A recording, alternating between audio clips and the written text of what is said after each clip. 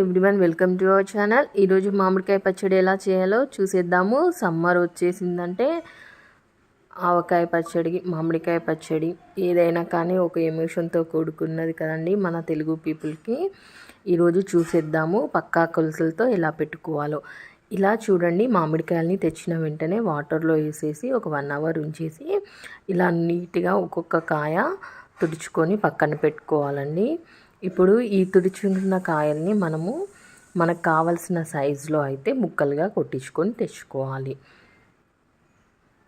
ప్రతి ఇంట్లో సమ్మర్ వచ్చేసిందంటే మామిడికాయ పచ్చడి పెట్టాల్సిందే కదండి. అంత టేస్టీగా ఉంటుంది, మనకి సంవత్సరం అంతా ఫ్రెష్గా ఉంటుంది, మనకి ఎంతగానో యూజ్ అవుతుంది.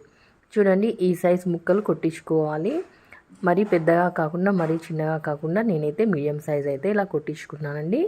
కొట్టించుకున్న తర్వాత పైన జీడి కానీ పైన వైట్ పొరలాగా ఉంటుంది, అవన్నీ తీసేసి మళ్ళీ ఒకసారి ఇలా క్లాత్తో పొడిగా తుడిచిపెట్టేసుకోవాలి. కొద్దిసేపు ఎల్లిపాయల్ని అలాగే సాల్ట్ని మనం ఎండలో పెట్టేసుకోవాలండి. చూడండి, ఇక్కడ నీట్గా కట్ చేసి తుడిచిపెట్టుకున్న మామిడికాయ ముక్కలు ఉన్నాయి కదా. ఇప్పుడు మనం ఏదో ఒక గిన్నె తీసుకొని ఆ గిన్నె కొలతల ప్రకారం చేసుకుంటే టేస్టీగా ఉంటుంది చట్నీ, అలాగే కరెక్ట్గా సరిపోతాయి మెజర్మెంట్స్ అనేవి. చూడండి, ఈ గిన్నెతో నాకు 4 గిన్నెలు వచ్చాయండి. 4 గిన్నెలు అంటే మనకి ఒక 2 kgs అయితే కాయలు అయ్యాయి నాకు.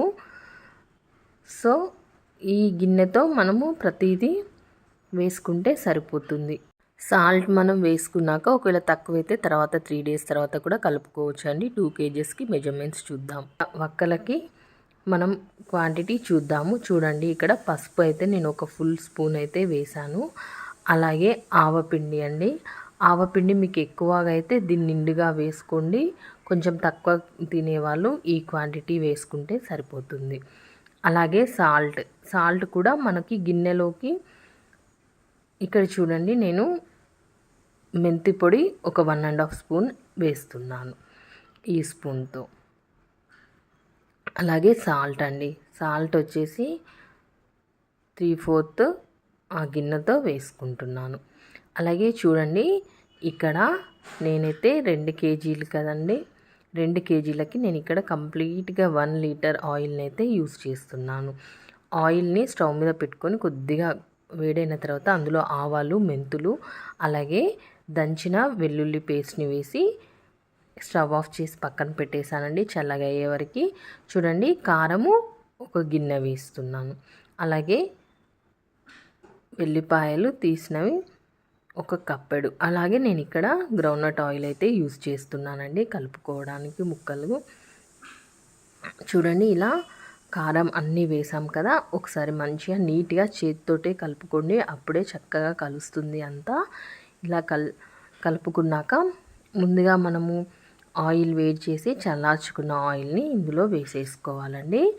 వేసుకొని నీట్గా మళ్ళీ ఒకసారి కలిపేసేసుకొని ఏదైనా డబ్బాలోకి ఎత్తేసుకొని 3 రోజుల తర్వాత మళ్ళీ ఒకసారి మనకి సాల్ట్ ఏమైనా తక్కువైతే యాడ్ చేసుకొని మళ్ళీ కలుపుకుంటే చక్కగా ఊరిపోతుంది, సూపర్గా ఉంటుంది, టేస్టీగా ఉంటుంది. ఇయర్ రౌండ్ సూపర్ అంటే సూపర్గా ఉంటుంది.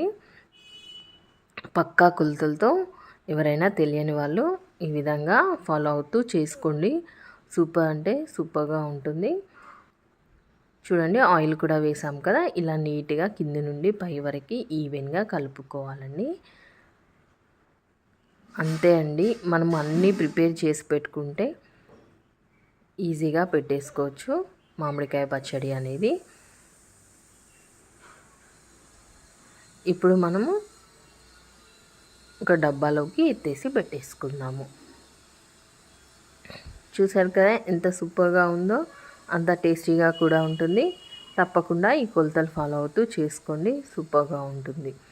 చూడండి, ఇప్పుడు నేనైతే ఒక డబ్బాలోకి ఎత్తేసి పెట్టాను.